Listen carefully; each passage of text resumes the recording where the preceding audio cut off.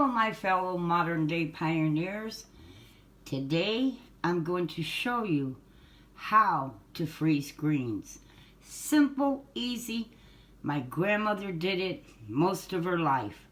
So I'm going to show you this easy trick that she used to freeze greens. Now, one of the things you want to do is you want to start off, you want to break off the stems, okay? Those are tough and woody, and you don't want to freeze that part. So you want to start off with that. I'm going to show you a video too. I'm going to be putting one up.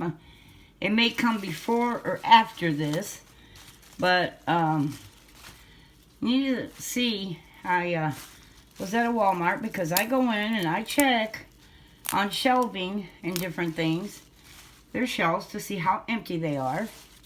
See how I'm breaking this off? And their greens were rotted. I mean, disgusting. And I was surprised that they would have something like that actually on the shelf to sell. Now I'm going to show you the next step to this process. Okay, these have been sitting, and what we're going to do, we're not going to worry about, like spinning the water off of these or anything. We're just going to gently shake some of the water off of them, and we're going to stick them in a freezer bag. Okay?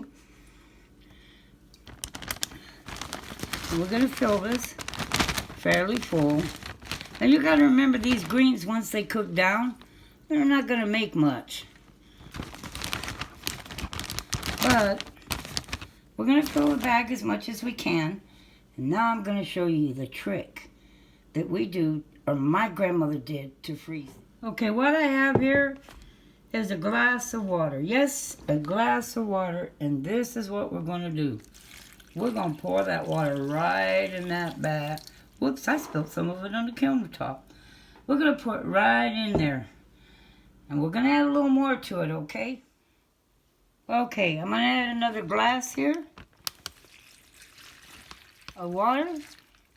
I'm going to check this and see, when I lay it down flat, just how much water,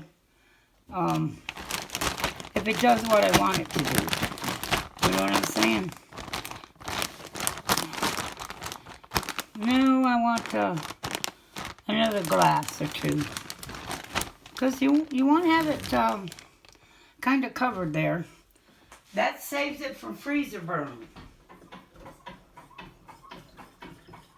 I'm going to get some more water here. You could probably hear me pumping. I have a little hand pump, because I use a 5-gallon bottle of water. And then I'm going to pour this in the top of this. There we go. Now that's 3 glasses I've put in there so far.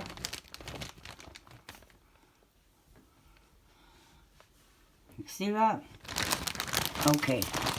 Yeah, that's enough. Yeah. And I'm going to freeze that just like that. Now, last thing I'm going to do here is I'm going to open one edge of this, and I'm going to gently, let me see if I can show you this. I've opened one edge here. Okay? Now I'm going to push down on this to get most of this air out of here. While I hold that edge, while I hold this edge up here, I'm going to hold it up in the air and gently push on this bag to get most of the air out of it. You see that? How I'm doing that? Like that. And then close it. You see? That gives you, let me hold this up. That gives you a much flatter bag that stores very easy in the freezer. And you got water to cover it. My grandmother used to preserve all of her greens like this. And they lasted till the next summer. I've tasted them.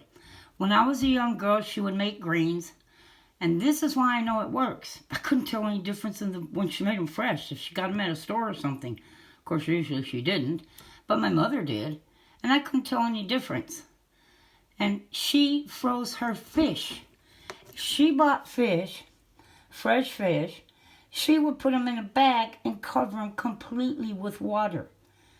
Now, my grandmother was 100 years or 101. I can't remember exactly how old she was, but she was old. She was, I think, 100. She might have been 101. She lived during the Depression, and this is how they did it. Okay?